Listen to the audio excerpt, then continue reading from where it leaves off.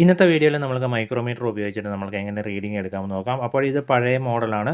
പുതിയ മോഡലൊക്കെ ആണെങ്കിൽ ഡിജിറ്റൽ ഡിസ്പ്ലേ ഒക്കെ ഉള്ളതുകൊണ്ട് ഇത് നമ്മൾ മാനുവലായിട്ട് കാൽക്കുലേറ്റ് ചെയ്തെടുക്കണം. അപ്പോൾ ഇവിടെ 2 റീഡിങ്ങുകൾ എഴുതി വെച്ചിരിക്കുന്നത് കാണാം. ഇവിടെ 0 to 25 mm എന്ന് കാണുന്നുണ്ട്. അതായത് മാക്സിമം നമുക്ക് 0 to 25 mm ആണ് ഇതിൽ മാക്സിമം എടുക്കാൻ പറ്റിയ അളവ്. അതേപോലെ തന്നെ 0.01 mm എന്ന് എഴുതിയിട്ടുണ്ട്. അതാണ് ഇതിൻ്റെ ലീസ്റ്റ് കൗണ്ട്. അപ്പോൾ നമ്മൾക്ക് ഇവിടെ 2 റീഡിങ്ങുകൾ കാണാൻ സാധിക്കും. ഇതൊരെണ്ണം മെയിനാണ്. മെയിനിൽ ഇവിടെ 0.5 മുകൾ ഭാഗത്ത് കാണുന്നത് സാധാരണ നമ്മൾ നമ്മുടെ സ്കെയിലിലൊക്കെ കാണുന്ന പോലെ 0.5 mm ആണ്. 1 2 3 4 ഇവിടെ 5 കൊടുത്തിട്ടുണ്ട്. അതിങ്ങനെ 25 മാക്സിമം 25 mm ആണ്. മാക്സിമം 25 വരെ ഇങ്ങനെ പോകും.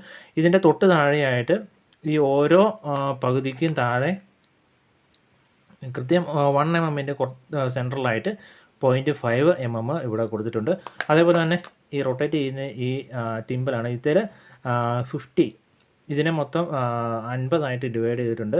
ഇവിടെ 0 തുടങ്ങി 45 പ്ലസ് ഇത് 50 അവസാനിക്കത്തക്ക രീതിയിൽ. അപ്പോഴെങ്ങനെ മെഷർമെൻറ്റ്സ് എടുക്കാമെന്ന് നമുക്ക് നോക്കാം. ഞാനിവിടെ ഒരു വയറിൻ്റെ കഷ്ണം കൊടുത്തിട്ടുണ്ട്.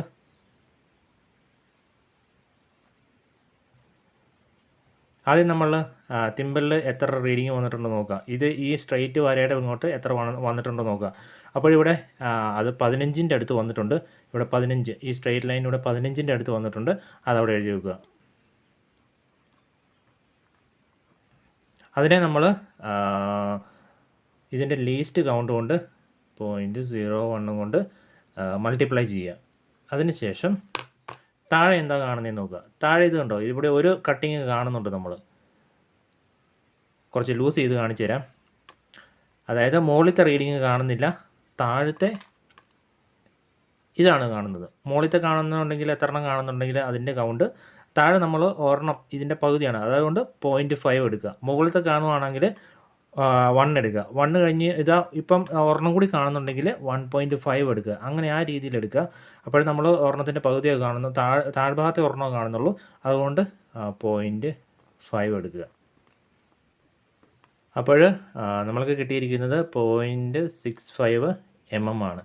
അപ്പോൾ ഇതൊരു കോപ്പറിൻ്റെ വയറാണ്. 0.65 നിങ്ങൾക്ക് SWG ചാർട്ടിൽ നിങ്ങൾക്ക് കണ്ടുപിടിക്കാവുന്നതാണ്.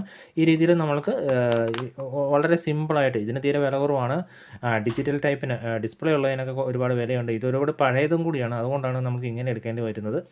അപ്പോൾ നമ്മൾക്ക് ഈ രീതിയിൽ ഏത് തിക്നെസ്സും കണ്ടുപിടിക്കാൻ പറ്റും. നമ്മൾക്ക് ഇവിടെ 0 to 25 mm നമ്മൾക്ക് ഏത് കണ്ടുപിടിക്കാൻ പറ്റും.